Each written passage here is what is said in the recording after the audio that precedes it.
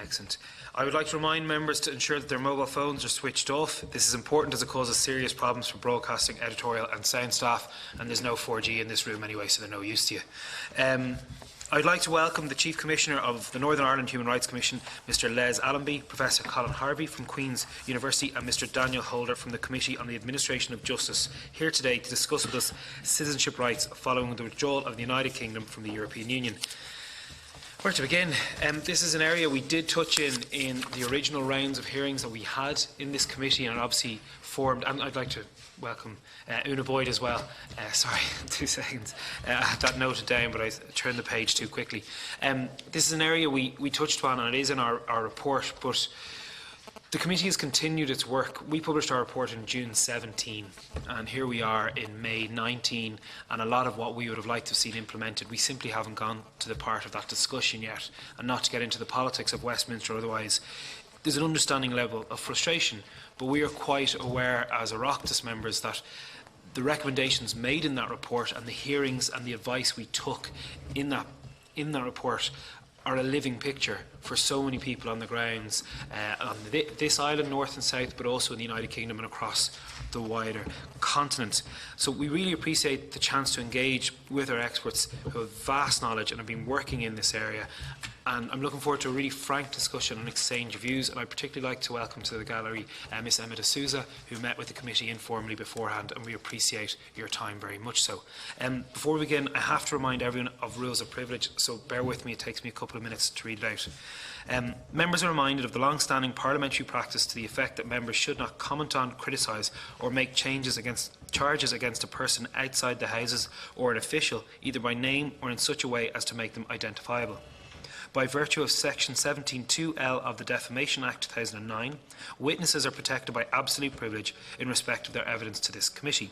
If you are directed by the committee to cease giving evidence in relation to a particular matter and you continue to so do, you are entitled thereafter only to a qualified privilege in respect of your evidence.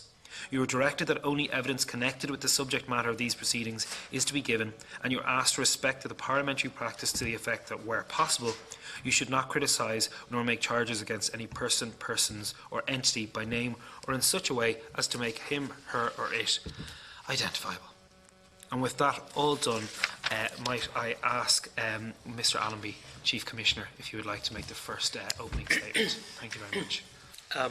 Thank you, Chair, and I'd like to thank you and your committee for the opportunity to outline the Commission's position on the issues you're looking at today. At the outset, the Commission has worked very productively with our counterparts, the Irish Human Rights and Equality Commission, through the joint committee that was established under the Good Friday Belfast Agreement to protect and promote the strongest possible human rights and equality protections as a result of the UK's decision to leave the European Union. And we've also worked very effectively with the Equality Commission for Northern Ireland in those discussions, and had a very significant engagement with civic society more broadly.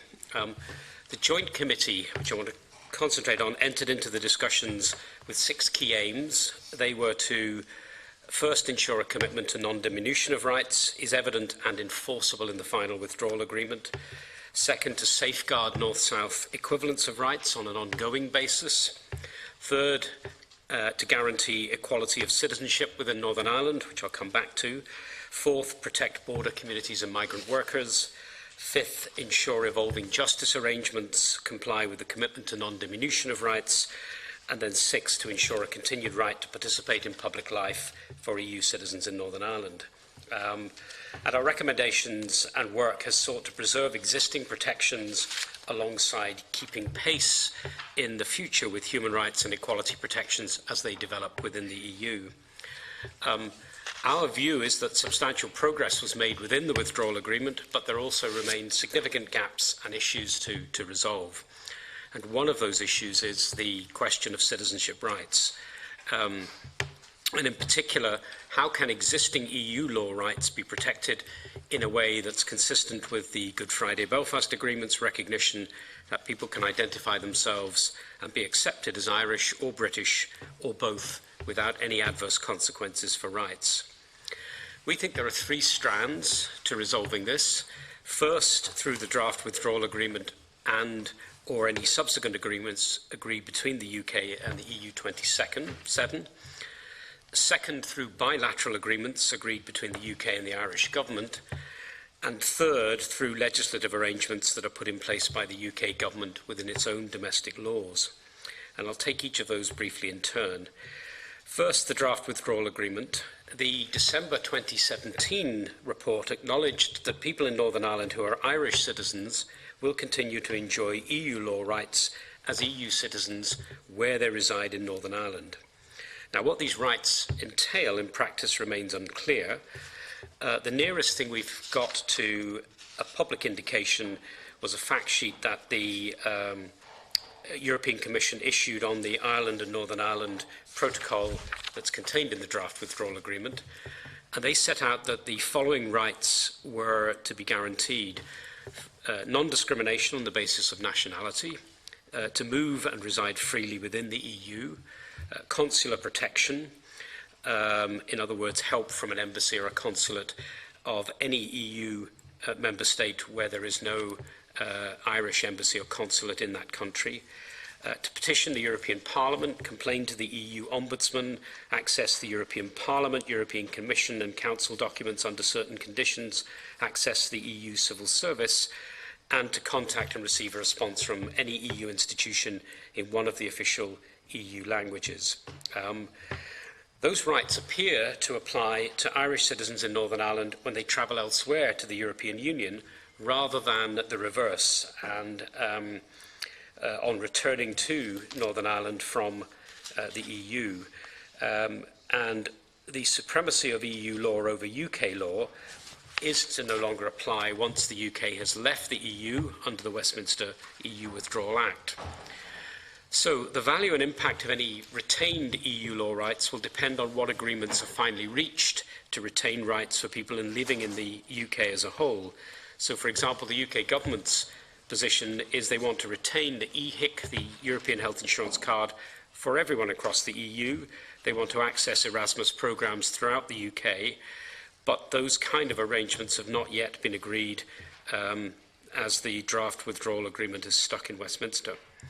But there's a particular problem for us and the Commission with the current position beyond gaining clarity, and that is that it only applies to those who identify as Irish citizens within Northern Ireland.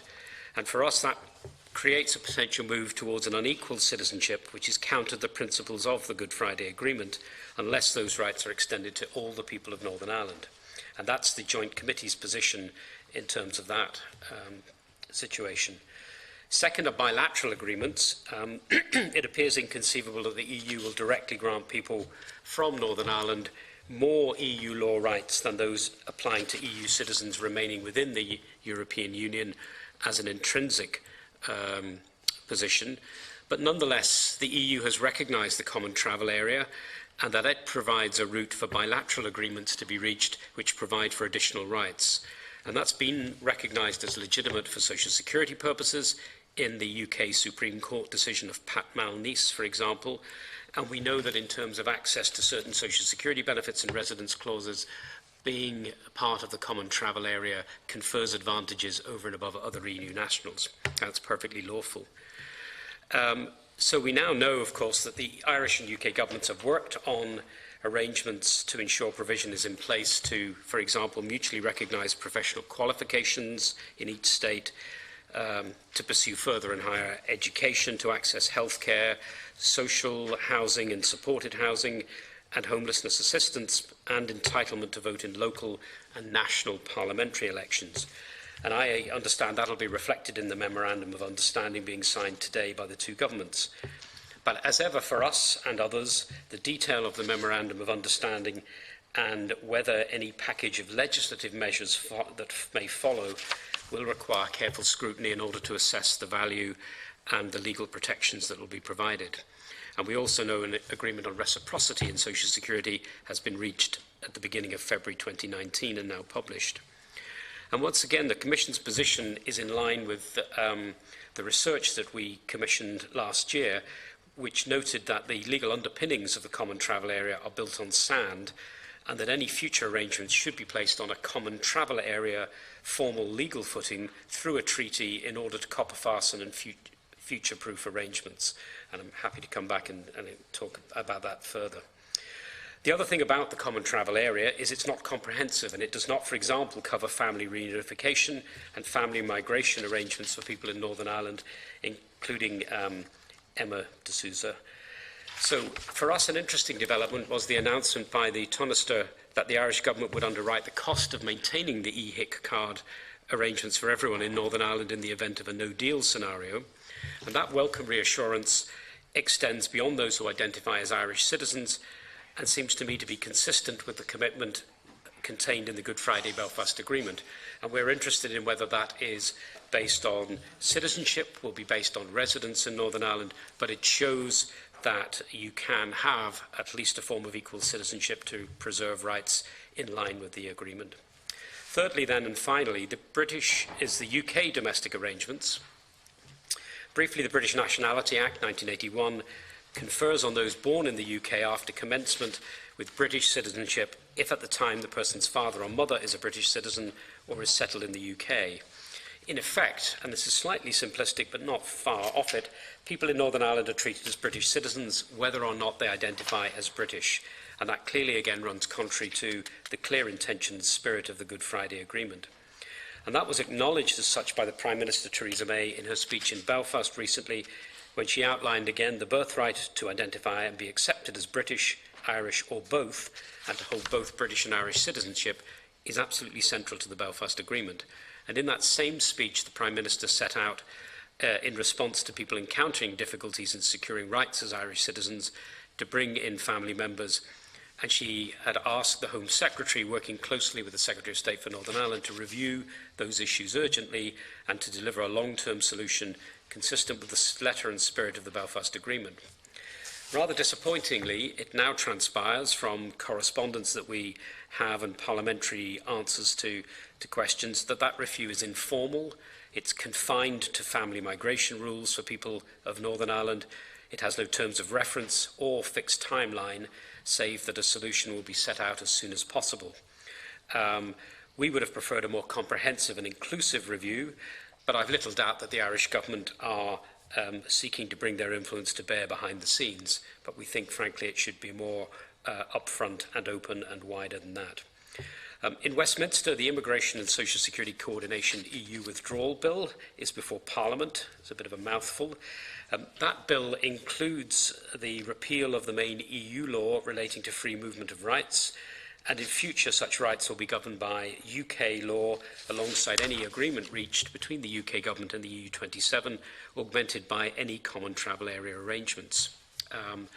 The Good Friday Agreement citizenship rights have not been incorporated into UK domestic law, and the Commission, in our response to the legislation, recommended that a new clause be added to amend Section 1 of the British Nationality Act to recognise the birthright of all people of Northern Ireland to identify themselves and be accepted as Irish or British or both, as they may so choose, on a no-detriment basis.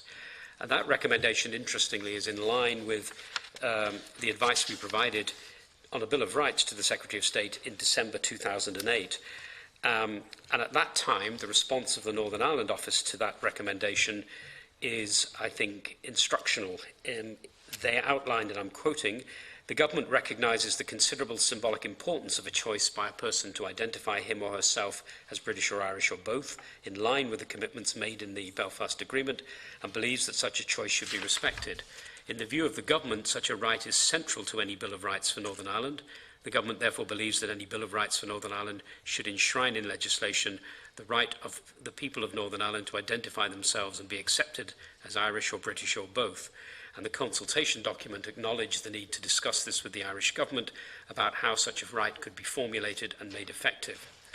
Now, we would prefer to see a Bill of Rights to do that, but in the absence of a Bill of Rights, as envisaged within the Good Friday Agreement, we would recommend that that similar legislative commitment is made effective in UK domestic legislation and following the discussion with the Irish Government.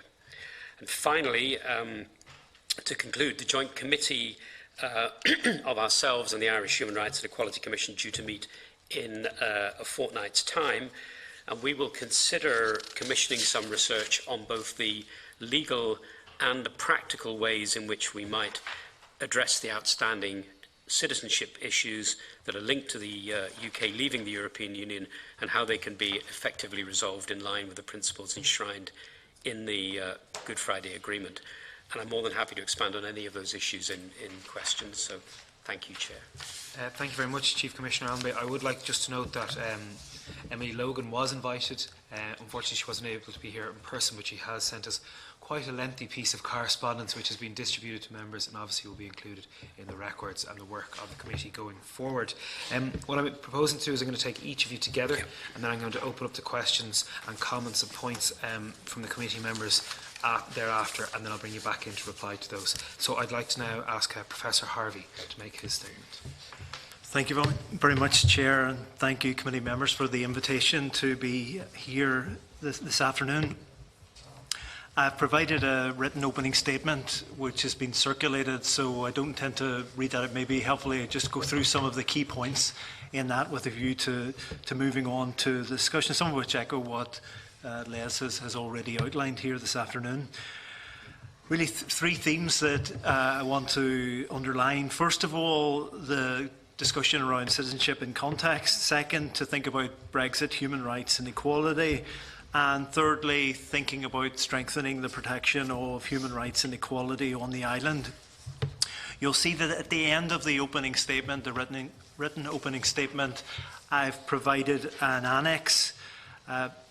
That's a proposal for potential amendment of the political declaration in the context of an amendment that was circulated earlier this year that would explicitly recognise some of the things we're talking about this afternoon in the context of that political declaration, which, you know, whereas the withdrawal agreement is very much there and to be taken as read, there is some discussion, and there was some discussion about the scope for revisiting the political declaration about the future relationship, and that amendment was advanced in the context of that conversation. I thought it would be useful for members to see that this afternoon. First of all, citizenship in context. Again, it's already been outlined. The Good Friday Agreement, birthrights provisions that are there, the right to be accepted and identify as British or Irish or both. And I think it's helpful this afternoon to put that in context in terms of the current conversation that is happening in relation to the North, and is reflected in very courageous work and campaign being undertaken by Emma and Jake D'Souza. And that's the sense in which the parity of esteem, mutual respect and equal treatment provisions of the Good Friday Agreement have been really significantly neglected. They've been subject to systematic, I think, disrespect, and I think I want to put that out there as a context for framing the conversation this afternoon, because I don't think you can really understand what's happening in the North at the moment unless you reflect upon it in that particular context. The joint report, we have heard a reference to the joint report from December 2017 between the EU and the UK negotiators, and many of you will be aware of paragraph 52, which is included in the paper in terms of the rights of Irish citizens as European Union citizens going forward, and the particular debate that has emerged around northern-born Irish citizens in the context of that conversation. And there's a real sense, I think, and merited sense, that the paragraph 2 commitment given in the joint report from December 2017 has been neglected and does require urgent attention at the present time. And I would link it really to that earlier point about the recognition of the principles of parity of esteem, mutual respect and equal treatment in relation to the current debate around the Good Friday Agreement. There will be an event tomorrow in Uri, organised by Ireland's Future. There was a previous event in January of this year. And just to contextualise the conversation tomorrow and the event in January, I think there's a growing sense in Northern Ireland in the north of Irish citizens being abandoned and disrespected, that basic elements of the Good Friday Agreement have not been implemented in full, that aspects of the joint report from December 2017, particularly the paragraph 52 obligation, has not been taken forward and implemented effectively and practically. And I think at the moment what that underlines is a sense really around the Good Friday Agreement of both a formalisation failure, a failure to formalise key elements of the Good Friday Agreement to take forward aspects of the joint report, and a sense in which we need to see those rights effectively codified in practice, really the implementation gap that is there. Now, in placing citizenship in context, I want to also underline another thing which links on to the next point. Those arguing for respect for the principles of party esteem, mutual respect and equal treatment, those making the arguments around the rights of Irish citizens, a sense of disrespect and abandonment, are making an argument for levelling up. An argument that the rights of Irish citizens link directly to a wider debate about the human rights culture that exists in Northern Ireland. And I'd like to mention that now in my second point. Brexit has exacerbated what I would put as strongly as this. Brexit has exacerbated the human rights and equality crisis that exists in the North. And the word crisis is merited in that context, and I explain more in the paper. There have been attempts in the context of Brexit conversation to address that in the withdrawal agreement and the protocol. And it has to be noted that human rights and equality did make it into the protocol in Ireland and Northern Ireland, and I have to acknowledge that the work that has been done. But there is a sense in which, of course, as you know, that that's an exercise really in damage limitation. That Northern Ireland voted to remain in the European Union, that everything else is really second best. And in the context of thinking about Brexit, again, those concerns that remain about paragraph 52, the real anxiety that Irish citizens do have in the North, that those paragraph 52 obligations and commitments won't be effectively realised in practice. And just to underline again, that's why there have been proposals earlier this year to amend the political declaration in order to give a very, very clear commitment to those paragraph 52 commitments in the future relationship conversation to come. But of course the amendments that are proposed there can be taken forward in a range of other contexts too. Third, just like to underline the sense in which there's a need to significantly strengthen the human rights framework in the North and on the island of Ireland. And the written opening statement contains a number of proposals as to how this might be done. The overriding theme of this opening statement really is the sense in which we hear many, many references to the Good Friday Agreement in the context of a European-wide conversation around Brexit. But as we're finding out during Brexit, and we know and we knew really in advance of Brexit, there's been a systematic implementation and formalisation failure in relation to key concepts in that agreement, illustrated, for example, by Emma de Souza's case and others as well. And really, we need to do something about that implementation gap and formalisation failure. There are extensive range of measures that are needed. The opening statement, written version, contains a number of those, and many of the areas will be familiar. The Bill of Rights, for example, has already been referred to. The Charter of Rights for the island of Ireland. It's important to acknowledge the work that is being done, for example, by the Joint Committee on the island too, in areas such as equal marriage, language rights, women's rights, socioeconomic rights in the North, and in a range of other areas too. There needs to be action taken to address what effectively is a significant implementation gap. And in that conversation, the failure to respect and recognise in law parity of esteem, mutual respect and equal treatment for the two main communities in the North is a yawning gap. And Irish citizens have felt that very, very strongly over the years in which that implementation gap around the agreement has emerged. The final part of the written opening statement talks about a way forward. I just want to, perhaps maybe more at liberty than some of my colleagues this afternoon, in terms of a way forward, put it very, very simply from my own perspective. It's long overdue for this implementation gap and the formalisation failure to be addressed. The way forward in relation to Northern Ireland, the North, is very, very clear. I think both governments and all political parties at this time, when negotiations are ongoing, need to openly and honestly confront and address the human rights and equality crisis that is objectively there and must be addressed and faced.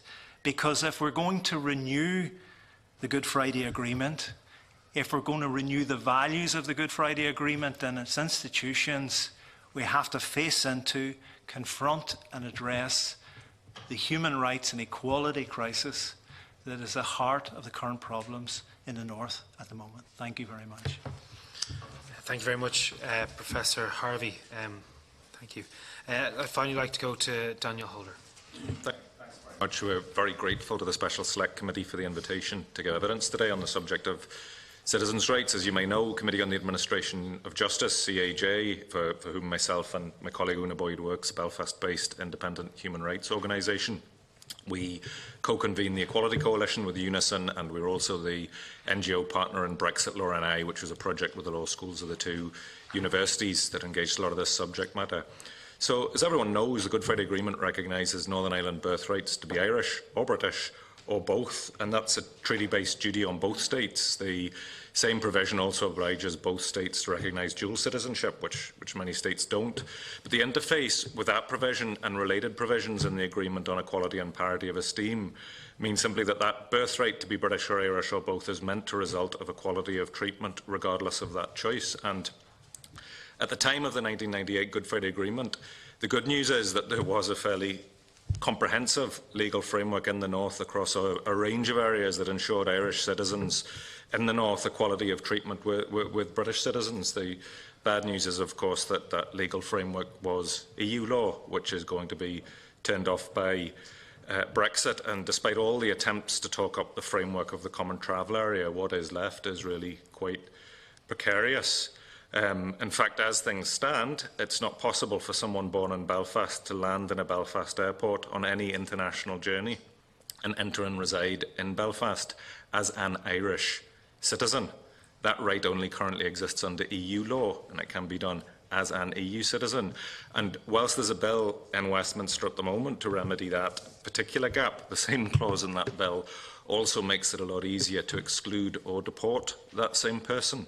So, whilst there are many assurances about the largely mythical reciprocal rights of the common travel area, and I know there's a memorandum of understanding that's going to be published today that we're yet to see, but certainly there was no public consultation on the scope of that, and as it's just a memorandum of understanding, it's not going to contain enforceable rights. So, what we don't see is the UK trying to put in place a comprehensive replacement legal framework to replace EU law that will ensure equality of treatments for Irish citizens in the North. In fact, if you want a right as simple not to be deported from your country of birth, then the direction of travel from the UK government is really that you only have that right by virtue of being considered a British citizen.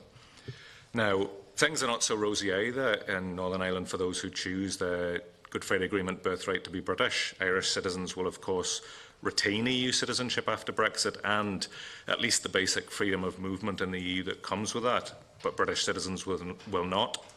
And in a sense, Brexit has actually managed to turn everyone into a second-class citizen, albeit in different ways, and that's before we get onto the implications for migrant communities who our research has shown are already facing increased sort of racial profiling and discrimination.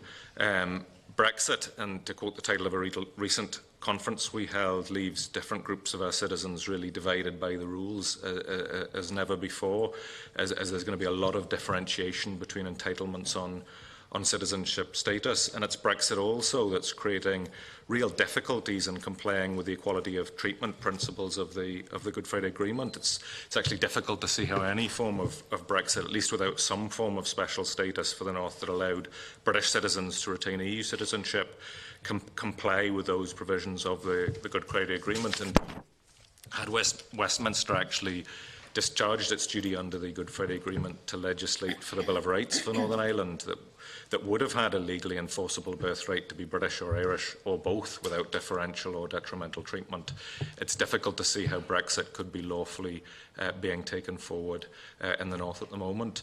As has been alluded to by others, after 1998, even with the Good Friday Agreement, the UK failed to bring its citizenship laws in line with the agreement. It continues to automatically confer British citizenship on almost all persons born in the North. Nevertheless, though, the UK Home Office until 2012 did generally respect those rights of Northern Ireland-born people that were attached to Irish citizenship. But that changed in post-2012 precisely to stop the exercise of particular EU rights, such as family reunification, as in the D'Souza case. The policy changed to treat all Northern Ireland-born people as also being British. So whilst Irish citizens maintain EU citizenship and rights like basic freedom of movement in the EU, most other EU rights, opportunities and benefits are not automatically retained after Brexit, but require specific arrangements. That's the case with political rights to return MEPs, the European Health Insurance Card, the right to cross-border healthcare, education, rights to be joined by family members, etc. And as has been alluded to by other witnesses, back in December 2017, the Phase 1 agreement, the EU-UK joint report, the now infamous paragraph 52 committed to continued access to and exercise of such EU rights, opportunities and benefits for Irish citizens in Northern Ireland. And that went well beyond the basic list of citizens' rights that were alluded to by the Chief Commissioner earlier on. The scope of that commitment is beyond that, and that's testified by the language in the paragraph around specific arrangements for the continued exercise of these rights being examined. However, there's nothing to implement that commitment in the draft withdrawal agreement. It's only mentioned in the non-binding preamble, and it's not even mentioned in the political declaration on future arrangements. So that commitment really has been neglected. And then, of course, more recently, the other route to retain certain EU rights and benefits for Irish citizens in the North is under the EU settlement scheme, and it was possible to do that during its pilot phase. But then the Home Office changed the criteria with the purpose and effect of excluding Northern Ireland-born Irish citizens from retaining EU rights under the withdrawal agreement, again on the basis of also treating such persons as British. Now, just to say, that there is a potential U-turn on this. We have heard that we know now of at least one case where a Northern Ireland-born Irish citizen has applied and has successfully achieved retaining EU rights under the settled status scheme. So it's for the Home Office really to clarify their position on that. But unless that happens, it leaves Northern-born Irish citizens as almost the only EU citizens within the UK who will not be able to retain EU citizens' rights under the withdrawal agreement, which is quite a serious situation. And that's, if you look at where we are, this is not where we wanted to be at this particular stage. Where we wanted to be was that Irish citizens had rightly retained the EU rights and benefits, and that would benefit those who choose to be Irish under the Good Friday Agreement, or indeed those who choose to be Irish and British.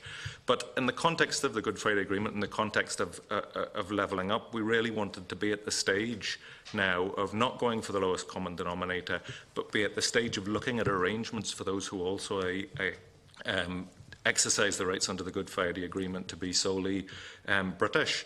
But instead of this, we actually have the UK Home Office quite actively seeking the lowest common denominator and to strip every possible EU right and benefit from Irish citizens in Northern Ireland, and doing so in a manner that fundamentally conflicts with the Good Friday Agreement. So I think we're at a stage where we really need significant movement from both governments and the EU on this issue before it really is too late. Thank you.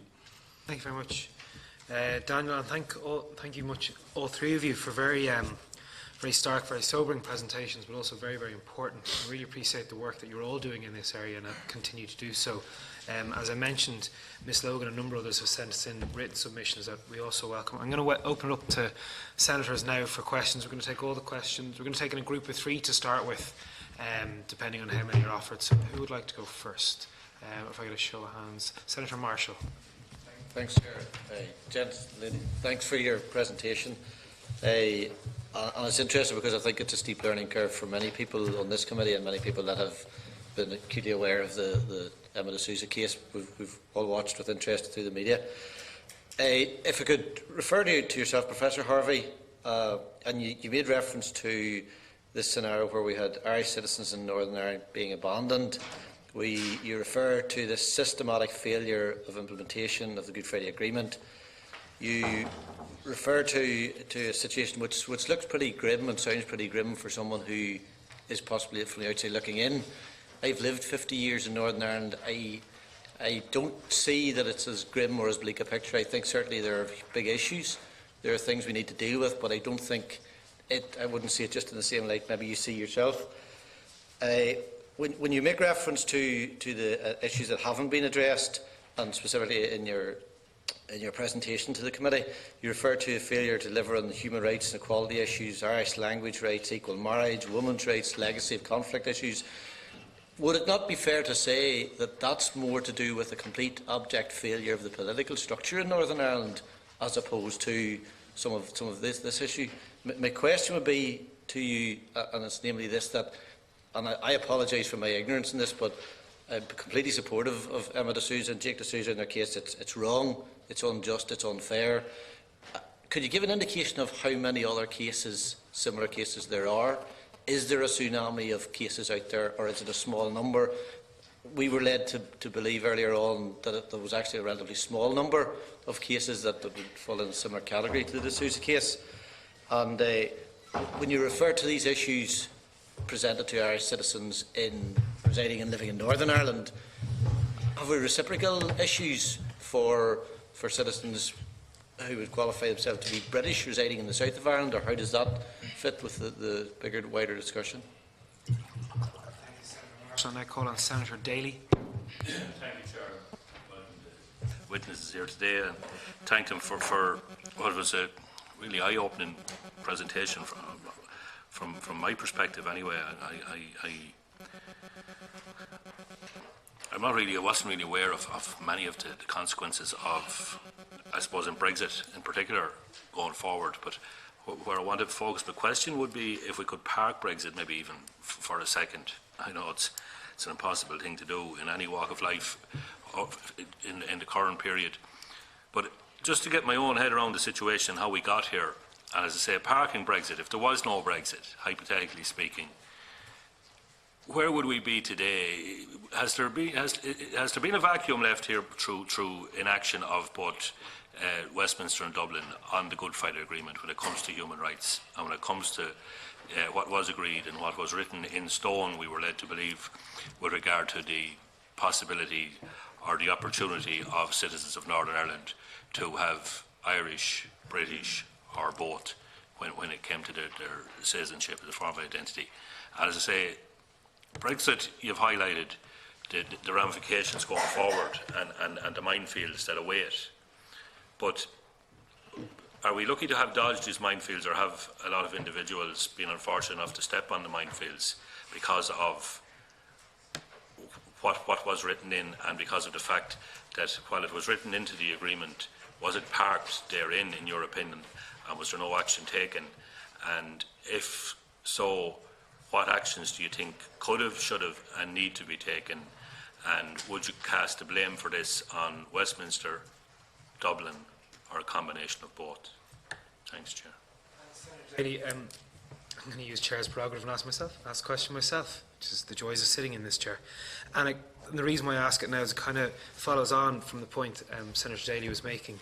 I'm not looking to assign blame, but one of the main remits of this committee is looking for solutions by the myriad of problems thrown up by the varying degrees of Brexit that are on offer or could be on offer. And as we've mentioned already, the report and the hundreds of suggestions that we mentioned previously, but I suppose there's two key areas that I'd look at in terms of the full implementation of the Good Friday Agreement, both within the Brexit context and without the Brexit context. Where would you see the legislative gaps, both in the UK and Ireland, that need to be filled, and how can they be filled regardless of what's going on in the wider discussion? And secondly, is there a role for the British-Irish Intergovernmental Conference in this? We see it meeting today. We've seen good progress on the common travel area by the Taoiseach and the Chancellor of the Duchy of Lancaster, whatever it is that David Liddington has. Can they play a more hands-on role in this area? Should they? Could they? And do you think, even moving beyond the specific issue of rights that we're talking about, in our future UK-Irish relationship, which will be ultimately defined depending on the nature of Brexit, but what role could that conference play for the relationship with the UK outside of the EU, particularly in key human rights and justice areas? There's been a series of questions there. Would any of you like to offer an answer first, or Mr. Holder, I think? Yes, just in terms of some of those issues, I suppose the rights-based provisions of the various agreements that make up the peace settlement, and even if there wasn't sort of Brexit going on, it's really the absence of their implementation that has enormously contributed to the collapse of the institutions. Because if you look at what those issues were, they were the unfulfilled business, but also they were the safeguards against the type of abuses of executive power that took place that have ultimately made the institutions untenable. In terms of whose responsibility that is, I wouldn't say it so much as the political structures per se. Really, ultimately, the main duty bearer here, because if you remember, these are international treaties and international agreements. The main duty bearer here are the two governments, and very specifically the British government with jurisdiction to legislate on the things that it was supposed to legislate on, which would have included things like, as the Human Rights Commission has recommended, amending the British Nationality Act 1981 to bring it in line with the Good Friday Agreement, and that would have prevented cases like the De Souza case from arising. Also introducing the Bill of Rights, that was very much a core component of the Good Friday Agreement, and as it alluded to earlier on, if those citizenship rights provisions had been implemented at that time, then we couldn't be facing a lot of the problems we're facing at the moment. There would have had to have been inequality of treatment, and there would have had to have been a retention of rights. Now, Una may well be better placed in terms of the number of people that have been affected by the Home Office decision since 2012 to deny Irish citizens in Northern Ireland EU rights to family reunification, and that of course is reciprocated for British citizens, including those born in the north who would live in the jurisdiction of this state, because it's a right that is attached to a citizen of the EU who's in a member state other than the one that they are a citizen of. So Una may well be better placed in terms of the numbers on that, but the issue with Brexit is this was restricted to a specific group of cases, which were people looking for family reunification rights. However, Brexit massively amplifies this problem, because it essentially shares the issue of people not being able to exercise EU rights as Irish citizens across a whole range of other areas of provision that would be covered by the withdrawal agreement or would have been covered by the paragraph 52 commitment. So even if there is a welcome continuation of, say, cross-border health or education services under the sort of MOU for the common travel area, a distinction needs to be made. They're not enforceable rights. The governments might be agreeing to an administrative arrangement, and who knows who the future government of Britain will be, who will be Prime Minister soon, etc., and what attitude they will take to those administrative arrangements. What we really need is something that's an enforceable right, and an enforceable EU right would have been the type of thing that was retained had some of these instruments been implemented when they were supposed to be. Okay. Ms. Boyd. Yeah, with regards to the number of people affected in similar cases such as Emma's, it is a relatively small number. I was working as an immigration solicitor in Belfast, and you would see quite a lot of people coming in a very similar situation post-2012. But I think that it's very hard to tell how many people have been affected by this, because a lot of people would have chosen to renounce, which the UK Home Office advises them to do. And so they would renounce, reapply, and then it just sort of goes quietly. A lot of other people would choose instead to use the UK immigration rules and go through that route. And so, you know, we're not really seeing those kinds of cases where the person was affected, but they managed to resolve it through a different route. And it's actually been Emma's campaigning that has really brought a lot of the families and a lot of cases to the fore and given them a place where they can say, oh, this happened to me too, and this is how it's affected us. And as Daniel said, it previously was affecting a very small group of people, and that was people who wanted to bring non-EU spouses to Northern Ireland. But now it's completely opened up, and it looks like it could affect anyone born in Northern Ireland who considers themselves an Irish citizen. Chief Commissioner. Yeah, I'll take one aspect of each of the three questions, if I may. Senator Marshall Fuzzy, the numbers are relatively small. I haven't got them in my head, but I've seen the figures for the numbers of people who've renounced citizenship in the last 10 years. It's relatively small. It's the figures for the UK as a whole, and we don't know how many of those are based on people renouncing Irish citizenship. But I think there are two significant issues I'd make to this. One is no one should have to renounce their citizenship in order to preserve, assert, or defend their rights. And secondly, this will become a bigger issue, particularly if the the legal case doesn't go the way that I hope it goes in terms of Emma's case. And that is, if the UK leaves the EU, then this will apply to people eventually who want family reunification for family members who are EU citizens. And that's when the issue again of preserving EU rights becomes much more significant. It's not clear. We know what the UK government's white paper is on immigration. It essentially applies current arrangements for people outside the EU and largely replicates them for people within the EU. So this, in future-proofing terms, is a really significant issue, and the numbers could become considerably greater than they are now. So that's why I think that's important. In terms, Senator Daly, about we have the blame game, which is a Northern Ireland television programme. I'm not going to get into the blame game. We have enough of that as it is locally. But if you're asking me, particularly in terms of the two governments and the Good Friday Agreement, I think there are three pieces of the jigsaw of the Good Friday Agreement that haven't been fully implemented. One is a Bill of Rights, one is a charter of the All-Ireland Charter of Rights, and the third is the Civic Forum. The Bill of Rights, I'm one of the great believers about the value of a Bill of Rights is a Bill of Rights comes into its own in times of stress and difficulty. When economically and politically things are stable, people are less likely to need to reach for a Bill of Rights. When they're not, that's when a Bill of Rights becomes important. And therefore, leaving the EU that nobody envisaged 21 years ago is just the kind of circumstance where a Bill of Rights would have been important. And if those identity rights that I talked about in my opening statement had been put into a Bill of Rights as the UK government recognised, then we might have avoided some of these issues now. So the importance and value of a Bill of Rights in the long term remains. The Charter of Rights, the All-Ireland Charter of Rights, was very much about aspirational, not enforceable necessarily rights, but again about parties across the island of Ireland signing up to and committing themselves to the general concept of rights and equality, and that remains important. And the third part of that, the Civic Forum, whether we've got some initiatives around citizens' assemblies at the moment in Northern Ireland, there is a need for an umbilical cord between citizens and politicians and political institutions. And that was envisaged in the Good Friday Agreement, and we haven't got that.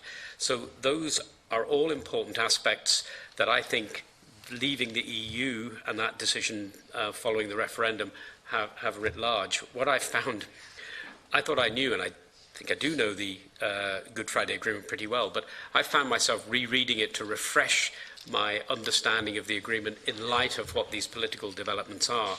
And it shows the importance, and in the discussions we've had, both in Brussels and Dublin and London, the value and importance of the Good Friday Agreement. But there is work to finish there. And then finally, the question of around the two governments, the common travel area. The issue there for me is there is a good working relationship clearly between the two governments, and acknowledge that. It's acknowledged by both sides.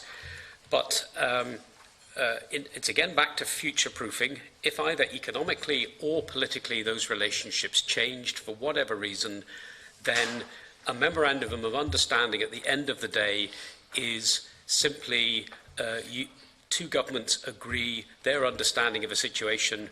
Nothing prevents that from changing at either of those two parties' behest. We need to see, I think, some clear legal underpinnings. And leaving the EU is interesting. The UK government used to say, well, the common travel area predates both Ireland and the UK joining the European Union. And of course that's right. But many of the issues within the common travel area ended up being underpinned by EU law, freedom of movement, for example. And that's going, and therefore we need something that clearly makes sure that whatever happens politically in the next 10, 15, 20 years or beyond, that the common travel area arrangements are copper fastened. And therefore, while I welcome, without knowing what the content is today, the Memorandum of Understanding, that's a step forward, it should be a step forward on a journey that's about making sure that those rights are clear, not just for my generation, but frankly for a future generation. Professor. Senator Marshall, the great questions, and a sense that, and maybe we can interpret recent election results in this way as well, that there's an appetite for really progressive change in Northern Ireland. And although that's often presented a certain way, I think increasingly now across a range of areas, the North isn't that different from Dublin in terms of where people are at. And I wonder recent elections sort of confirm some of that. So the sense in which the promises of the agreement across a range of areas which you've heard, they just haven't happened. People's aspirations for something better in relation to a Bill of Rights that would include rights for everyone hasn't happened.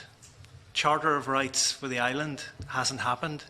Actually, the Human Rights Commission, which Les Chief Commissioner of, has seen enormous budget cuts in recent years as well, which has made their task more difficult and needs to be looked at. Great to see the work of the Joint Committee, so a sense of that. A sense that we're in the mess we're currently in because people have been involved in an exercise of sustained avoidance. The agreement contains principles around parity of esteem, equal treatment, mutual respect, and for too many years people have crossed the road or turned away and not addressed dealing with those concepts, legislating for them and making them meaningful so as people can use them in practice. And that has to change. Right. The Good Friday Agreement values and institutions will only gain renewed life if that changes, in my view. And although we've heard about the numbers in terms of numerically small, and there's a sense in which when courageous individuals like Emma and Jake do go into the public sphere, which is always a risky thing to do, the sense in which other people have the courage to emerge, and I think they have to be commended for that. But think about it like this. If you're a northern-born Irish citizen and you're told, well, actually, you're really British, you may think you have a right in the Good Friday Agreement to be Irish, but actually, think about how that feels.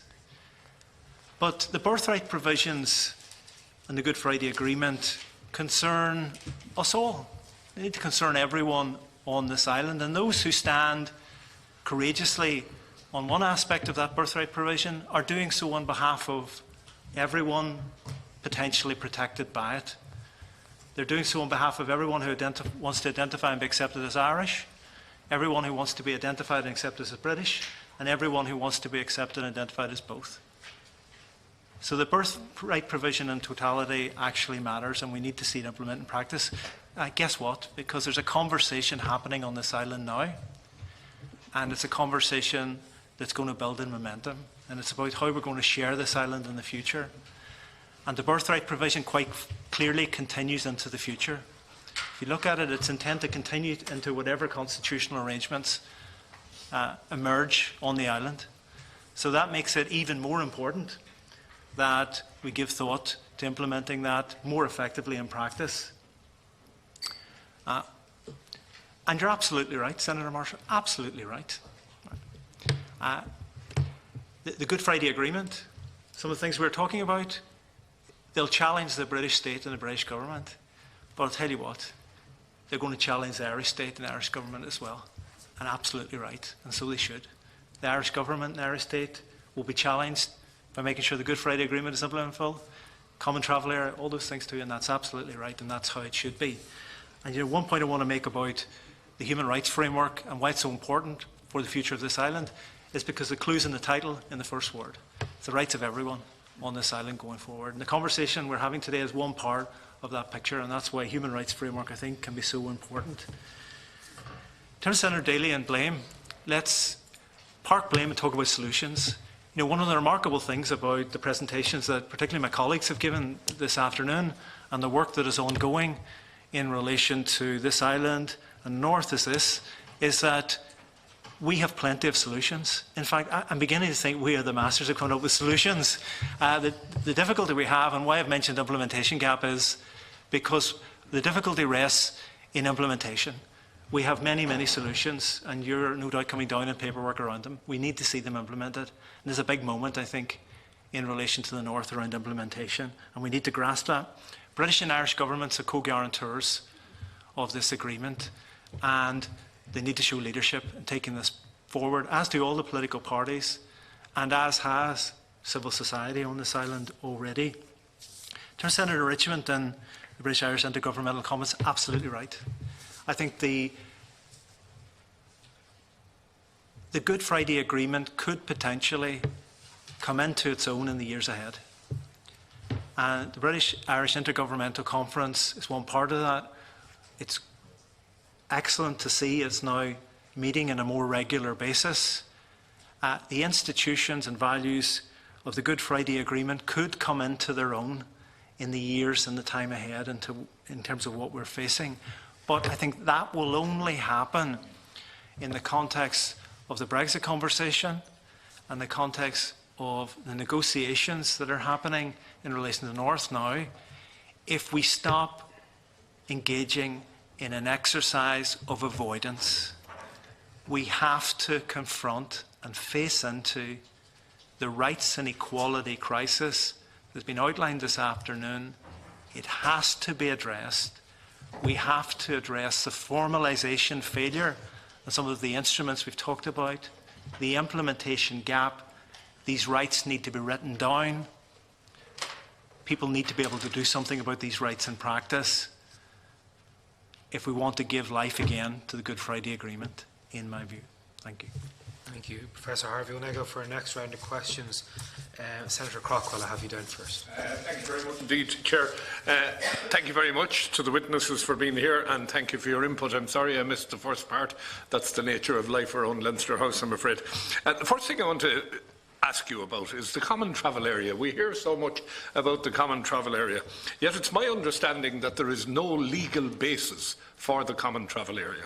And we have a memorandum of understanding being signed today. I'd love to hear the opinion of the witnesses with respect to the likelihood in a post-Brexit world that that memorandum will be challenged in the courts, and that for the first time since the common travel area came into being, it will actually be put through judicial review, which may change the entire concept of what we see as the common travel area. Professor Harvey, you mentioned the exercise in avoidance that has been going on, and it strikes me that we signed up to the Good Friday Agreement. Citizens on both sides, parts of this island, through referendum, accepted it. And then we all sat back on our laurels and we clapped ourselves on the back and we put money into civic groups in Northern Ireland in order to have cross-community cooperation, training courses, and to some degree the peace process became an industry in itself.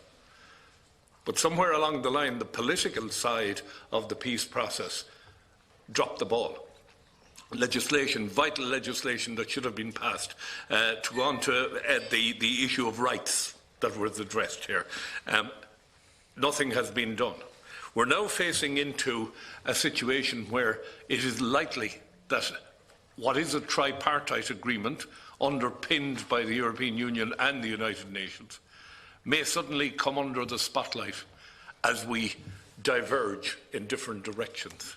and the citizens in Northern Ireland find themselves the sandwich in the meat, for the want of a better description, as we try to figure out where we're going. I'm wondering, at this late stage, is there a role for the Court of Justice in Europe to actually, first and foremost, compel both states, while we're still members of the European project, to compel both states to enact any legislation that's currently outstanding? Secondly, and this is one that I've had a sort of like a bone since the Brexit referendum, I believe that while it was within the gift of the UK government to call a referendum on the island of England, in Scotland and in Wales, it wasn't quite so simple in Northern Ireland. Because Northern Ireland is, if you want, part of a tripartite agreement, and one party to that agreement was not consulted. One party to that agreement will suffer, and its citizens will suffer, if you want, the consequences of something that they were not consulted over. And Emma's case is a classic case in point. So I'm just wondering if there is a case, if there is a role for the Court of Justice at this stage before we lose the UK to Europe. And finally, it's a throwaway question, but a throwaway question with a very serious aspect to it. Is it time to sit down and look at the Good Friday Agreement and see if there are parts of it that need to be negotiated? Thank you, Chair. Thank you, Senator Craughwell. Senator Black. Thanks very much, Chair. I just want to thank you all for your presentations today, and I'm really delighted that you're here to discuss the issue around citizen rights post-Brexit. It's probably one of the most important issues, I believe, as at the moment. Like, we know that much of the Brexit debate is focused on trade so far, so I think this is really, really important. There's just a couple of things. I think, Daniel, in your presentation,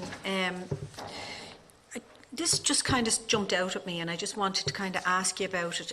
The UK Home Office until 2012 did generally respect those rights of Northern Ireland people that were attached to Irish citizenship.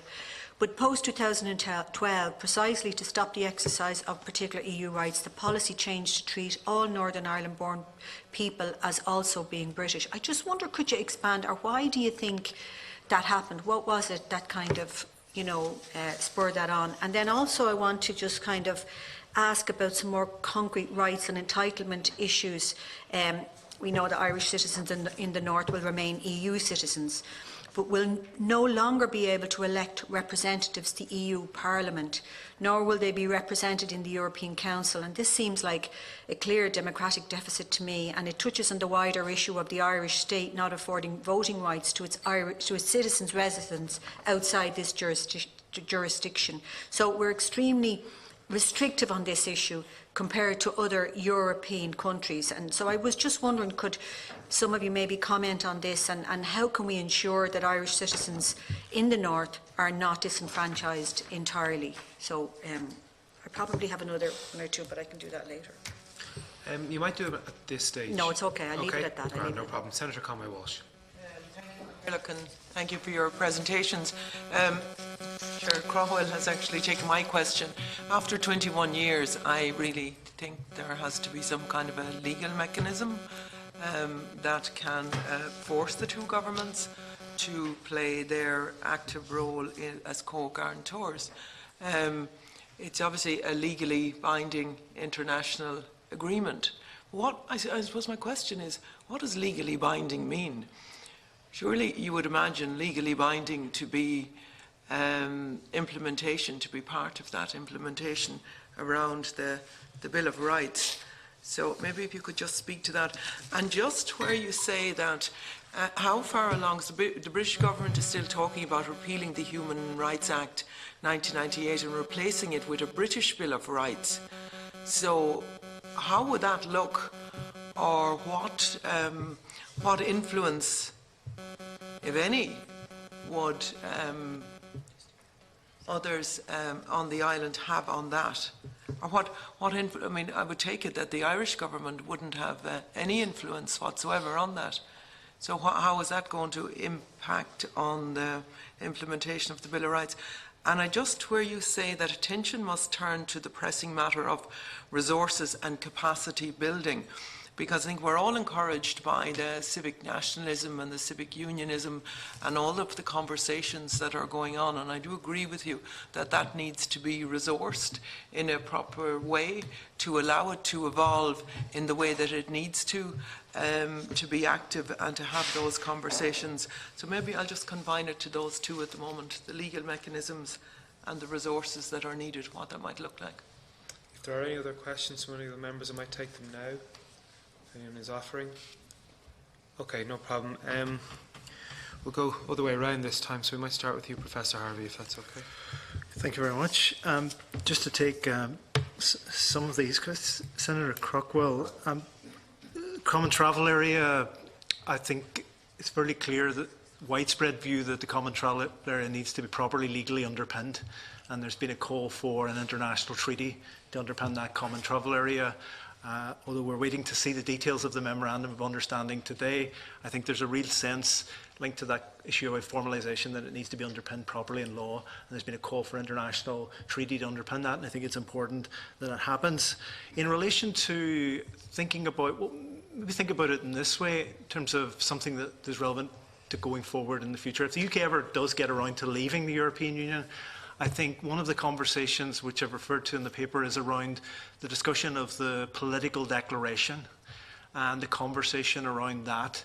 And I think thought might turn in the time ahead, and I realise given the utter shambolic mess of British politics at the minute, some of this is not that straightforward, is that if there's a conversation about the political declaration going forward, what might be in that in terms of some of the issues that we're talking about today. Like in my paper, proposed an amendment around the birthright provisions, but are there other things there that would copper fasten some of these rights issues in the context of the future relationship conversation that's to come? In terms of the Good Friday Agreement question, I would say that the issue is rather than revisiting, it's renewing. There's a real need to CAJ, Daniel's Deputy Director, have used this language of a renaissance of the peace. There's a sense in which we need to renew that document. We talked this afternoon about reading it afresh. There's a lot in there, I think, that needs to be renewed and implemented and given proper effect. And maybe that's where the focus needs to be, rather than opening that up for conversation. In terms of the Court of Justice, the European Union, just one point on that to underline is that in terms of the rights and equality debates and the social protections that are there in Europe, European Union law does things in terms of the UK that no other area of law does, particularly around areas of enforcement and enforceability.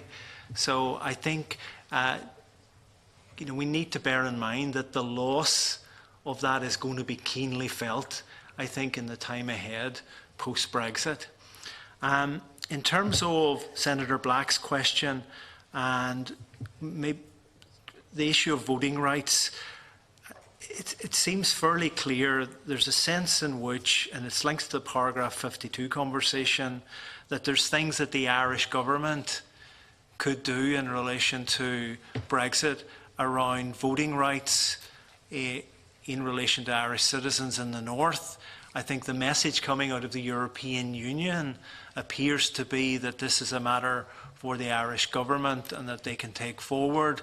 So I suppose it probably crystallises a real test for the Irish government to match some of the language and words around abandonment and not leaving people behind, and actually doing it in practice. So a challenge for the government is to take forward that issue of voting rights. And obviously we're going to see this later in the year around presidential voting rights. Let's be clear, Ireland is a real outlier when it comes to voting rights for those who reside outside the state. So it really would be in tune with European and international developments for Ireland to take a much more generous approach in order to voting rights in this area and to other areas too. So there's a sense in which there's follow through there. Senator Conway Walsh, the Good Friday Agreement, perhaps this has been one of the issues where there's clearly been lesson learning in the context of the Brexit discussion, because the sense of which all of us have been involved in conversations where we talk about the agreement as an internationally legally binding document. And 21 years since the agreement, we've often been in conversations where it's not been implemented in practice, or we've been raising that point. But there's nothing you can really do about it. So one of the interesting things around the Brexit conversation has been the emphasis in the withdrawal agreement and in the protocol, for example, in the withdrawal agreement, to issues of enforceability. You know, what are people going to be able to do about this in the future? But it is a real issue in relation to the agreement. But it remains there. It's an internationally legal binding obligation, and that's why I think today it puts such an emphasis on domestic implementation. It's important that the British government, the British state and the Irish government, the Irish state, make sure that the Good Friday Agreement is fully and effectively implemented in domestic law. And that needs to be taken forward as a matter of urgency. But there's clearly been lesson learning in terms of the Brexit conversation. So obviously we're talking now about the withdrawal agreement and the implementation of that.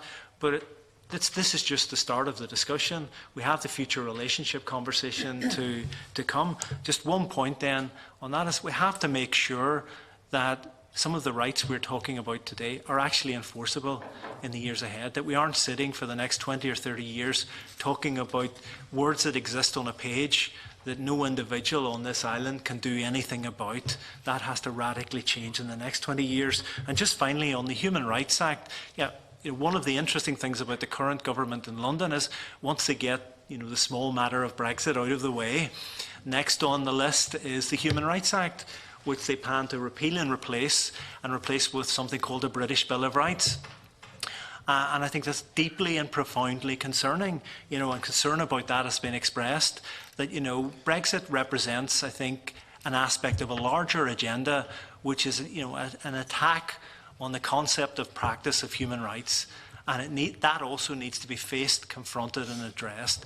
The Human Rights Act has been fundamentally important to upholding people's rights in the North. It needs to be defended, and it needs to say, and the British government needs to be confronted by the Irish government around that particular issue. Final point, capacity and resources. Many of us will be involved in conversations maybe around programme for governments and other things, where people use the language of co-design. And everybody loves to talk about participation, and everybody involved in a conclusive conversation, and civic society being engaged in that as well. And civic society on this island has provided a heroic role. But yes, guess what? A lot of that sometimes takes money. It sometimes takes resources. So when we're thinking about issues of co-design, when we're talking about participation, when we're trying to ensure civic society engages, there needs to be capacity there to engage, and there need to be resources to underpin that. So, if we are moving into a phase where we are talking about, for example, more all-island civic engagement, more all-island civic conversations, we need to just pay attention to capacity building resources, because many individuals working heroically really in civil society and NGOs are doing so on temporary contracts, highly insecure employment conditions, really going the extra mile heroically to try and make the argument around some of these issues. So if they're going to be involved, we're going to have conversations about participation. We need to also have a conversation about money, funding and resources too. Thank you. Where would you see the resources coming from? Well, I think, in a sense, there's a strong feeling. Obviously, there are resourcing from civil society that will come from philanthropy, from private funding, from fundraising by organisations themselves. But I think too often now I see government documents, whether it's in the north and the south, that loosely use the language of co-design and co-production of major aspects of public policy, which very little thinking at all as to how civic society is going to engage effectively in that process of co-design and co-production and in participation. So I think it's for government, if it's talking about co-design and participation, to think about how it's going to resource that and make that happen in a very practical and meaningful way. Yeah, thank you. Professor Harvey, before I pass over to Chief Commissioner Allenby, Senator Donnghaile, you had a quick interjection. Thanks again for the presentation. I suppose my question is, this committee will feed into, in terms of its findings and the contributions and hearings into the Irish government. Now, obviously, there are jurisdictional issues that pertain to citizens in the north, and we've seen that with Emma's case in terms of the legislative requirements and the legislative obligations that need to be fulfilled. So I'm really just curious if there is a view at this stage from our contributors today, Chair, of what should be the ask of the Irish government, because obviously we understand the jurisdictional contacts that exists on the island, but ultimately the last engagement I had with government through a Seanad commencement matter was that they would await the outcome of the review announced by Theresa May in Belfast in February. Now, it has subsequently transpired between parliamentary questions and also FOIs from the media that really, to all intents and purposes, there is no review. The review has no timeline, it has no terms of reference, it has no real indication of who's going to carry out the review, what their remit is, all of that. So there's obviously the context of if we do park the jurisdictional issue for a moment and we focus on the issue of the Good Friday Agreement, but also on the root of all of this are being Irish citizens. There is obviously a political context and the context of the Good Friday Agreement that compels the Irish government to do something. So I don't know if there is scope for them unilaterally to act, whether that's as the Irish state or indeed as members of the EU to, I suppose, further enable rights and entitlements to Irish citizens who happen to be resident just up the road. Thanks, Chair. Thank you very much, Chief Commissioner. Okay, I'll try and take them in the order they were asked. Senator Craughwell, could the CTA get entangled in the courts? It's always possible, but not a great fan of trying to fight what the legal status of something is in the first place. So there are principles of administrative law where you could say, well, if both governments suddenly change their minds on something, healthcare cooperation, hypothetically cross-border, you'd have a legitimate expectation argument and administrative law arguments. But if either the Irish government or the UK government unilaterally enacted something to get out of arrangements in the common travel area, you'd have political fallout. But would the courts give the common travel area and a memorandum of understanding greater weight than if Parliament, either in the Dáil or in Westminster, passed some legislation to make it clear it was getting out of some or all of those arrangements? I'd be very doubtful you'd find a court who would take the memorandum of understanding above legislation. So that's why it's important, I think, to have a very secure legal underpinning and a very clear understanding of where things are. The role of the Court of Justice, could they play a role? They're playing an interesting role. I would nuance this in that cases that go to the Court of Justice can't act unilaterally. It can't simply decide to make decisions. Those cases have to be referred to it under the process. And I think a couple of examples are the Irish courts on the European arrest warrant, for example, and whether you could apply it both to the UK and Poland, given what various different developments that were happening there. I thought those decisions from the Court of Justice were interesting because they said, while both are full member states, etc., there is no reason to question the bona fides of a European arrest warrant. But if, for example, you would look very closely at what are the arrangements the UK will have when they leave the European Union. So they left the door open to say, while you're in the EU, you're expected to abide by all of those rules, and therefore the European arrest warrant should carry on as now. If after that, it will depend on what those arrangements are. So they have given a hint, if you like, about whether, but they are very restricted in terms of what they can do because of it's about questions they're asked.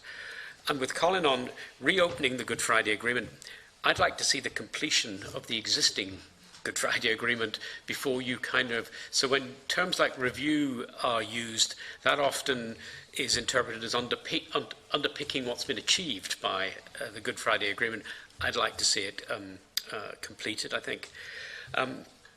Senator Black, there is a democratic deficit in terms of the issue of voting rights, and again, Colin Harvey's quite right.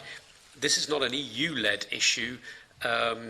It's a matter for the Irish government as to whether its citizens abroad or elsewhere on this island are entitled to vote in elections. It's not one that's dictated to by the European Union, and Spain's a good example, where its nationals abroad can vote. So it really is in the hands of this government. Senator Conway Walsh, in terms of the Human Rights Act and will we have any influence, the Irish government, I think we do. My understanding of where things are at the moment with the Human Rights Act is the government have said that we'll do nothing until we've completed leaving the EU.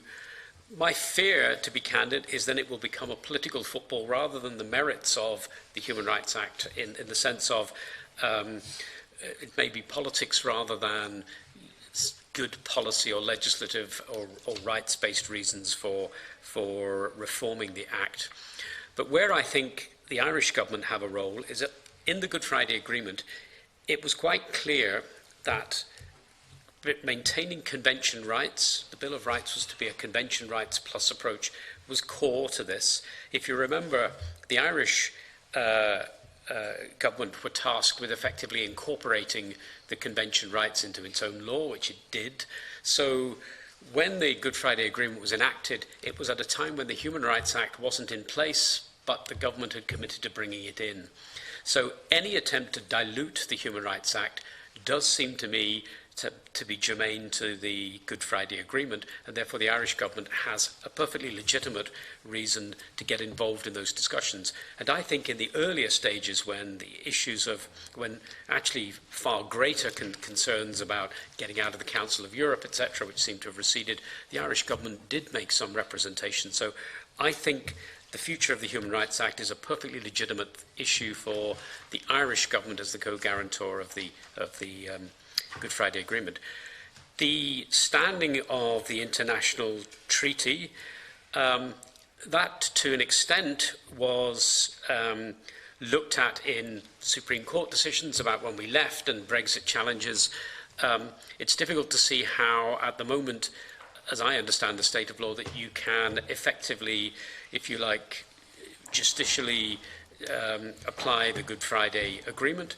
That may change with Emma's case, and I'm really welcome the fact that we will be looking at it again in those circumstances.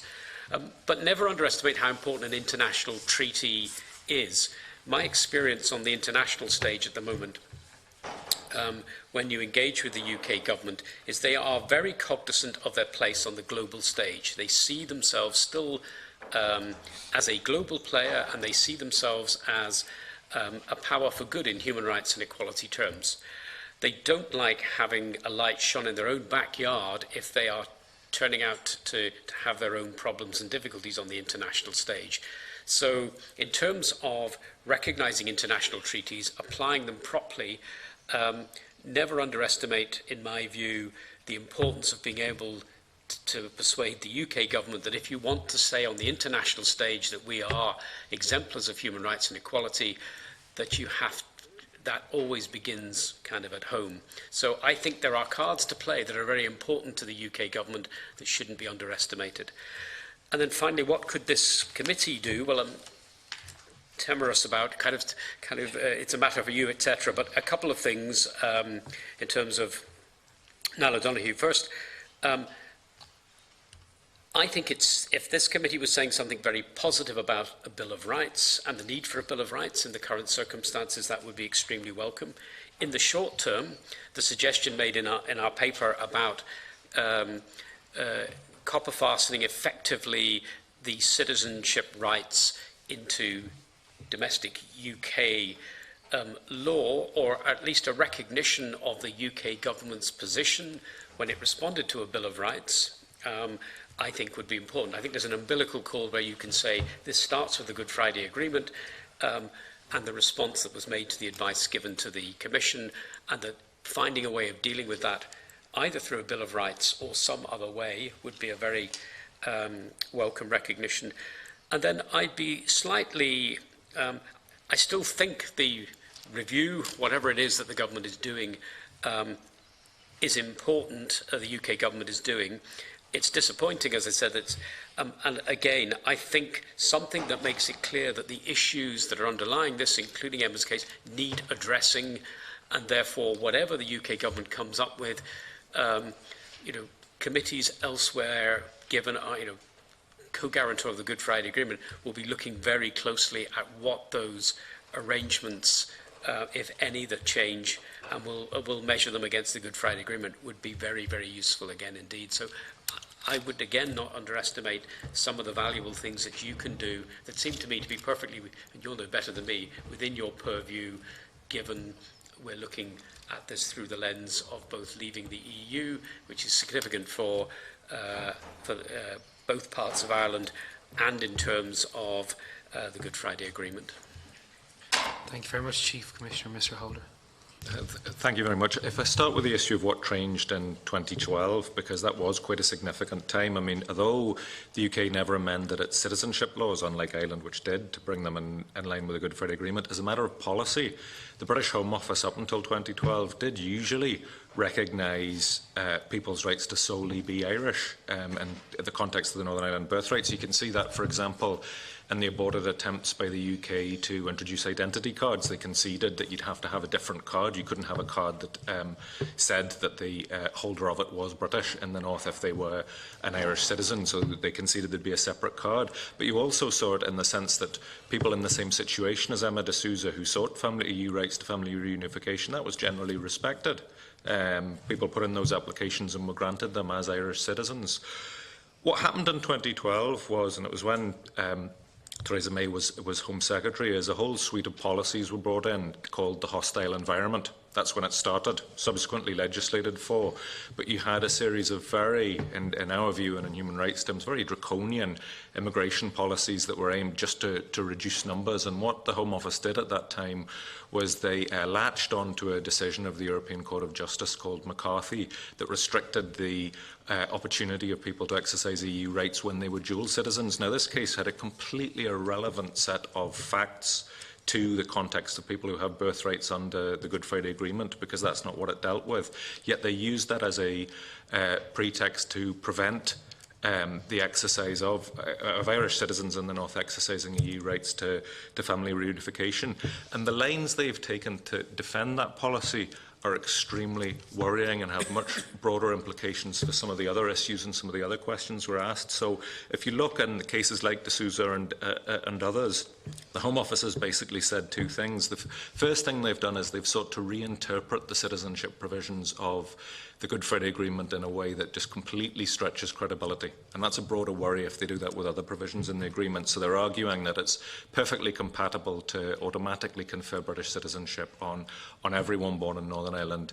And there's nothing in the Good Friday Agreement that stops that. Well, yeah, apart from that bit that says except as Irish or British or both. So that's, again, it's worrying that things can be reinterpreted in that way. But the second thing they've done that is even more worrying is basically say that they're not bound by the terms of the Good Friday Agreement. It's an international treaty, and that does not oblige Her Majesty's government directly to change its legislation, which I don't think is correct, but that's the line that they have taken. And that is really worrying, because it's worrying in the sense of, if you look at other provisions of the Good Friday Agreement, like the duty to incorporate the European Convention of Human Rights into Northern Ireland law. That's a core provision and safeguard under the agreement. That's what we have currently through the Human Rights Act. Yet you have the Home Office saying that they don't consider themselves bound by the Good Friday Agreement, then that's a much broader worry. And I think what it has exposed as one of the weaknesses of the Good Friday Agreement was there was no dispute resolution mechanism. There was no international court that was given jurisdiction to remedy faults. And when you hear things like the Home Office's position in cases like de Souza, you sort of think, well, it's no wonder the EU's insisting on a legally binding backstop, because there's no, you have to have some form of supranational mechanism that can actually enforce commitments when you have this long and consistent track record by the UK throughout the course of the peace settlement of signing legally binding in terms of international law, bilateral agreements and treaties, and then not abiding by their provisions. So there's a much broader set of problems here that are highlighted by cases such as the de Souza case. Turning to the common travel area, there's a couple of things here, and I think there's something that does need called out, in that there's been a lot of talk about the reciprocal rights of the common travel area ever since the Brexit vote. Now, I struggle, I have to say, and I've done a lot of internet searching, to find any reference to the concept of reciprocal rights of the common travel area that predates the Brexit referendum. It appears to be a bit of a myth. It appears to conflate two things that are actually different. If you look at what the Common Travel Area is, it's essentially a free movement zone. So it's the ability to move between the two islands and north and south without passport controls. In terms of how that's reflected in law, it's reflected in UK law under the 1971 Immigration Act that says that local journeys within the Common Travel Area shall not be subject to immigration control. So no passport controls on that journey. That's how it's reflected. And problematically, you do see, both on the Irish Sea and indeed on the land border, at times checks conducted by UK authorities with basically no basis, no legal basis, where they start to check people quite often on the basis of racial profiling, that they'll single out people who they think don't look Irish and British and seek documents and then turn around and say that those checks are voluntary. There are problems also with the legislation in this jurisdiction that isn't restricted to British and Irish citizens as things stand, that it allows the guards to ask for immigration documents, but only from non-EU nationals. So how do you tell the difference? Exactly, and the problem is there significant racial profiling. So the Common Travel Area is really a free movement zone, and to conflate it with something else, the other thing that it gets conflated with is the reciprocal recognition of citizenship rights between British and Irish citizens, where people are given an equivalence of rights, and that's got a much more complicated history. But it isn't anything to do with the Common Travel Area as such, because it continued to exist between the years of 1939 and 1952, when the Common Travel Area in its entirety was suspended.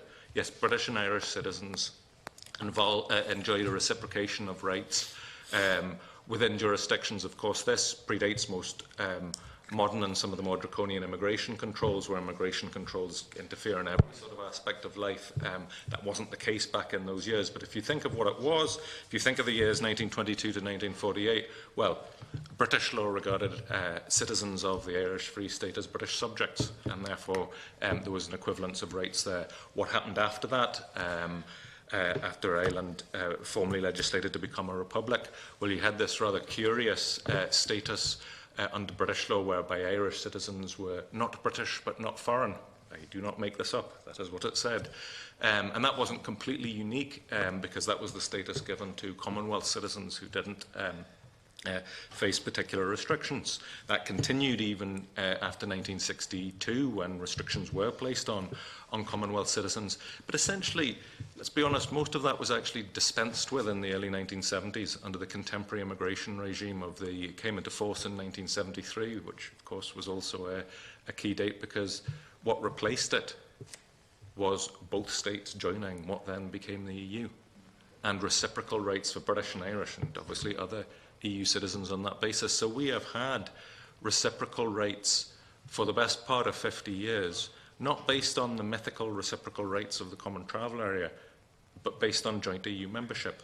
And what is happening now is the two governments are putting together as a package something really new, which is this thing of the reciprocal rights of the Common Travel Area.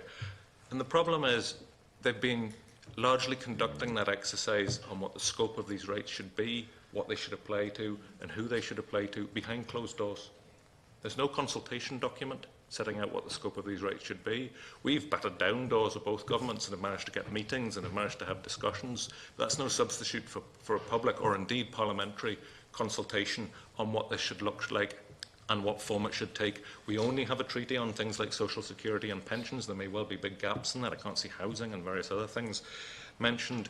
And the only thing that seems to be supplementing that is this Memorandum of Understanding, which will not be legally binding. Yes, there may be some legal routes in on reasonable expectation and things like that. Where I can see this clashing is where there are significant gaps. We do, of course, have our anti-discrimination law. And if Irish citizens, one side of the community, isn't afforded equal rights to those on the other side of the community, you can see that colliding with immigration law.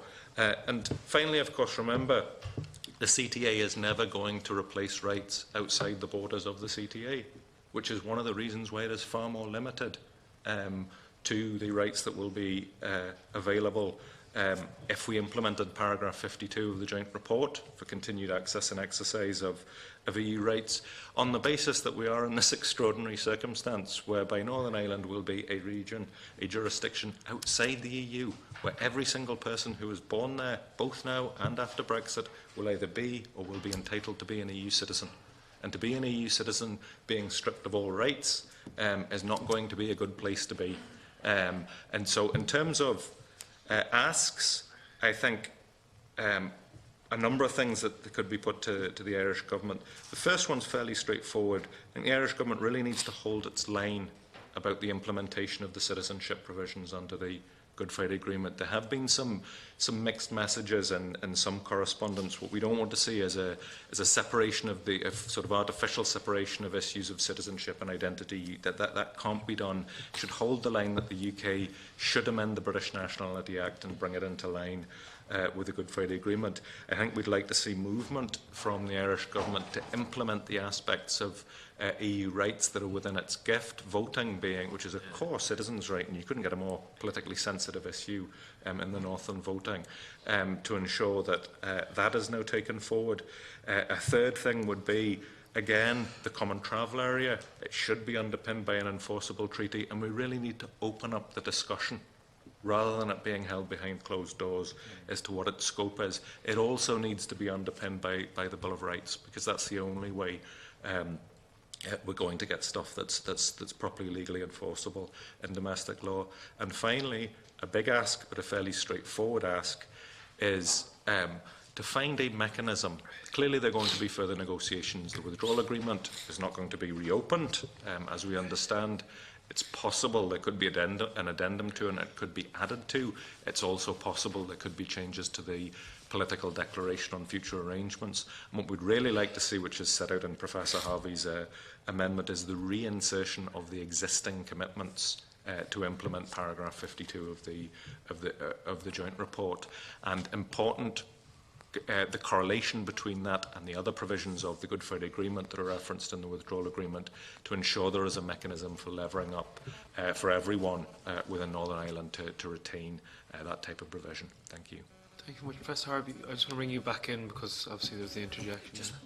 It's the point about the Irish Government, and we've talked about the wider human rights framework in which this all needs to be located and placed.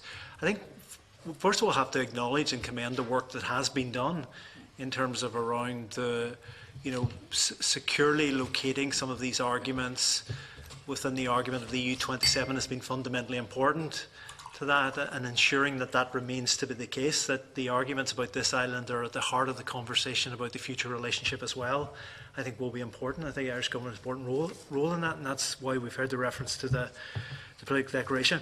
But just maybe speak to the issue of Irish citizenship in relation to the North and Irish citizens. And I think it's just something that the Irish state, people in the south of Ireland and the Irish government need to really pay attention to, because I think I've a sense that something is happening that people need to be aware of in relation to Irish citizens. In the Good Friday Agreement, we've heard about parity of esteem and mutual respect and equality of treatment, and the sense that that has been disrespected on a sort of sustained basis. I'm conscious other people may have other views about that, but I think I want to put that out there, that is a real tangible sense Irish citizens in the North have. We've seen the confidence supply arrangement between the current government in London and the Democratic Unionist Party. And, not a day goes by without reference to the precious union. Speaking as an academic, I've been to many, many conferences in an academic context in the UK where people agonise for days over the fate of the UK's constitution. And I've gone to those conferences and I've spoken at them and engaged with that conversation. But speaking somewhat personally here today, when you raise the question about the constitutional future of this island, you seem to invite a rather different response. And I think we need to recognise that there is a conversation about the constitutional future of this island that we have to conduct in a mature way and with a measure of civility. And that's about, constitutionalism on this island. I've been at many events as an academic where we talk about constitutionalism on the other island in the UK, and we need to have one about this island as well. And I think what I pick up is a sense that, to be candid and speaking here today, as an Irish citizen who's not about to wave my passport in front of you all this afternoon, right? So, it's just the sense that the passport that I have, maybe yours might be different, doesn't seem to hold on at any sort of inferior status because I was born in Derry and work and now live in Belfast. And the sense in which for Irish citizens that really matters. And I pick up a really odd mood in the Irish state and Irish government about recognising the fact that, yes, there is a broader context in the North. There's a broader human rights framework, but there are also Irish citizens in the North who are in not a very good place, who feel fundamentally disrespected in terms of some of the things we have been talking about this afternoon, and who watch an Irish government who seems to be remarkably anxious about upholding the rights of some of its own citizens who live in the north of this island. And I think if there's one thing the Irish government should do, is it needs to lose that anxiety and caution about defending, acknowledging and recognising the rights of Irish citizens who live in the north of this island in the context of that broader human rights and equality framework that we've talked about this afternoon. So final point in relation to that is really very clear. If there's things that the Irish government can do in relation to, for example, voting rights and the democratic deficit that we've just heard about, and accepting and acknowledging and commending the work that the Irish government has done thus far in these negotiations, then why not go ahead and do it and make some of these verbalised commitments meaningful in practice here, so as that democratic deficit is addressed, so that those voting rights are respected. But just to underline this afternoon, and again, I've talked about the broader human rights framework, I do think, and speaking very personally this afternoon as an Irish citizen, a European citizen, that Irish citizens in the north really have had enough. And they want to see an Irish government who confidently speaks up for the rights of everyone in the north and recognises that the Irish citizens who live in the north don't have a second-class version of Irish citizenship, and want that to be reflected in an Irish government, Irish law, Irish policy and Irish practice. Thank you. I'd like to thank you all very much for your lengthy contributions and your really in-depth responses to quite a range of questions from committee members throughout. We really appreciate you taking the time and travelling down to testify. Appreciate your ongoing work. We wish you well in that endeavours, and we're now going to suspend the committee briefly, and when we're in return we will be in private session. Thank you very much.